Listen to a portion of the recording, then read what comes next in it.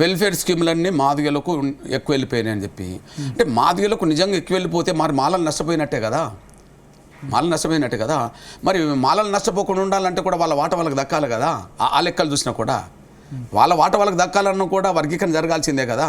Number 1 మీరు అన్నారు 2009 తర్వాత కొంత వీళ్ళలో అవేర్నెస్ పెరిగింది, అది పెరిగింది. మాలో ఉద్యమ చైతన్యం పెరిగితే పెరగవచ్చు కానీ వాళ్ళ ఆర్థిక స్థితిని తట్టుకునే అంత శక్తి అయితే మాకు పెరగలేదు కదా. నెంబర్ 1. అదే సమయంలో మాకంటే 3-4 దశాబ్దాల ముందు నుంచే చదువు ఉపాధి పొందిన వాళ్ళు మేము ప్రభుత్వ స్కూల్లో చేరేటప్పటికే వాళ్ళు ప్రైవేట్ స్కూల్లో చేరింది కదా. మేము ఉన్నత విద్యారంగంలోకి వచ్చేటప్పటికే వాళ్ళు అమెరికాలో పోయి చదువుకునే అక్కడికి వచ్చారు కదా. వాళ్ళతో ఏమైనా పోటీ పడతామా అంటే పోటీ పడడానికి అవకాశం లేదు కదా. నెంబర్ 3 చెప్తున్నాను నేను. అసలు మాదిగల కంటే మాలలకే మాదిగలకే ఎక్కువ న్యాయం జరిగింది అనుకోండి విద్యారంగంలో. పోనీ మొన్న మెడిసిన్ కౌన్సిలింగ్ బయట పెట్టమని చెప్పవచ్చు కదా. చెప్పండి, మీరు చెప్పండి, మీ దగ్గర డాటా. మెడిసిన్ నేను చెప్తున్నాను, గవర్నమెంట్ పెట్టాలి ఇప్పుడు డాటా.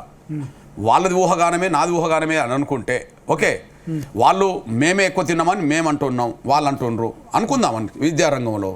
ఓకే, వాళ్ళు ఎక్కువ తిన్నారని మేము అంటున్నాం అనుకో, అంతిమంగా ప్రభుత్వం దగ్గర నివేదిక ఉన్నది కదా, ఏది బయట పెట్టమనండి. మీ లెక్కల ప్రకారం ఎంత?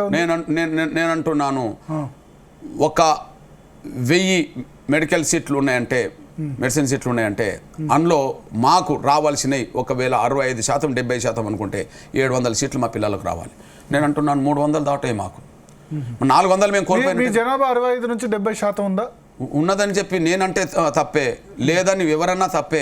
కమిషన్ నివేదికలు ఉన్నాయి కదా, జనాభా లెక్కల ఆధారాలు ఉన్నాయి కదా. ఎంత జనాభా లెక్కల ప్రకారం 2011 జనాభా లెక్కలు అయితే ఎస్సీలు ఇంత అని తీస్తారు తప్ప దానిలో మళ్ళీ సబ్ క్యాస్ట్ షెడ్యూల్ కులాలు ఎప్పుడైనా ఎవరైనా సరే షెడ్యూల్ కులాల నుంచి ఎస్సీ అని పెడితే మళ్ళీ బ్రాకెట్లో మాల లేదా మాదిగా లేదా బుడగ జంగం లేదా నేతకాని లేదా రెల్లి పైడి పాకి లేకపోతే చిందు డక్కల మోచి మాస్ ఇట్లా పెట్టాల్సిందే. అందువల్ల ఎస్సీల కడుకు వచ్చేటప్పటికి ప్రతి కులం ప్రతి తెగకు సంబంధించింది కూడా లెక్కలు. 2011 జనాభా లెక్కల ప్రకారం సబ్ లెక్కలు ఉన్నాయా లేదా 90s లో ఉన్న లెక్కలు మాత్రం? అట్లా కాదు. ప్రతి 10 ఏళ్ళకు ఒకసారి లెక్కలు తీస్తుంటారు ఎస్సీ ఎస్టీలకు సంబంధించిన విషయంలో. అందువల్ల 91 అయినా 2001 అయినా 2011 అయినా ఆటోమేటిక్గా లెక్కలు తీసే ఉన్నాయి. అందువల్ల ఏ లెక్కలైనా సరే జనాభా పట్టే ఉంటాయి కదా. ఎగ్జాంపుల్ మీ దృష్టికి తీసుకొస్తున్నాను నేను. 91 లెక్కల ప్రకారం మేము ఉమ్మడి ఆంధ్రప్రదేశ్లో షెడ్యూల్ కులాల్లో మొదటి స్థానంలో వచ్చాము. కానీ తెలంగాణలో అంతకంటే ఎక్కువ వస్తాం, ఎందుకంటే తెలంగాణలో మాదిగలు మరింత ఎక్కువ ఉంటారు కాబట్టి. ఓకే, మేము తెలంగాణ ఆంధ్రప్రదేశ్ రెండు కలిపినా మాదిగలు ఎక్కువ ఉంటారు, రెండు కలిపినా మాదిగలు ఎక్కువ ఉన్నాయి కాబట్టి ఆ జనాభా ప్రకారం ఎంత పర్సెంటేజ్ మాదిగలు ఉండొచ్చు? ఆనాడు 15%లో ఉమ్మడి ఆంధ్రప్రదేశ్లో 15% రిజర్వేషన్స్ 15%లో మాకు 7 వచ్చినాయి, 7%, 6 మాలలకు వచ్చినాయి. ఇతర మొత్తం ఉపకులాలకు అనుకుందాం. ఎస్సీ బి ఉండనా? ఎస్సీ బి మాదిగా, ఎస్సీ మాల, ఎస్సీ ఏ అటు ఉత్తరాంధ్రలో రెల్లి పైడి ప్యాక్ అని ఉత్తరాంధ్రలో ఒక కులం ఉంటుంది. తర్వాత ఆది ఆంధ్ర ఆది ద్రావిడ అనేది డి కింద వస్తుంది.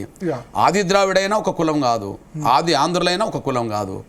ఆనాడు మద్రాస్ పరిపాలన కింద ఉన్నప్పుడు దళితులని చెప్పుకోకుండా మాలమాదిగలను చెప్పుకోకుండా మేము ఆది ఆంధ్రులని చెప్పుకున్నాం. అందులో మాలమాదిగలు వస్తారు, అందులో అంటే 1%లో మాలమాదిగలు ఉంటారు. కానీ మిగతా బీసీకి వచ్చేటప్పటికి 7 మాకు వచ్చినాయి, 6 మాలలకు పోయినాయి.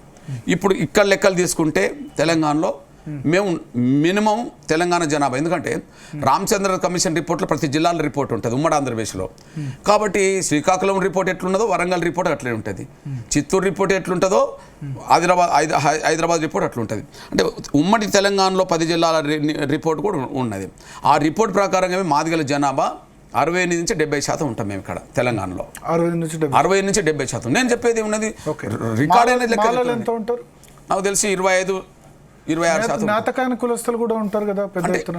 పెద్దపల్లి పార్లమెంట్ సెగ్మెంట్ లో దాదాపు 2-3 lakhs పైన ఉంటారు కదా. పెద్దపల్లి పార్లమెంట్ సెగ్మెంట్లో మీరు అన్నట్టుగా మంచిర్యాల, చెన్నూరు, అదే బెల్లంపల్లి, సిర్పూర్, కాగజ్ నగరు, ఇటు మంతిని, ఓకే పెద్దపల్లికి సంబంధించిన రామగుండం ఇటువైపు వాళ్ళు మాదిగ తర్వాత మాదిగా ఫస్ట్ ఉంటారు.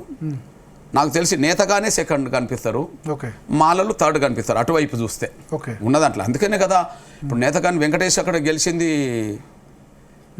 ఎంపీగా ఉన్నాడు కదా, నేతగాని అవకాశం వచ్చింది కదా. ఓకే, వాళ్ళు కూడా జనాభా ఉన్నది, వాళ్ళ జనాభా వాళ్ళకు ఉండాలి. వాళ్ళు ఎంత పర్సెంటేజ్ ఉంటారు నేతగాని?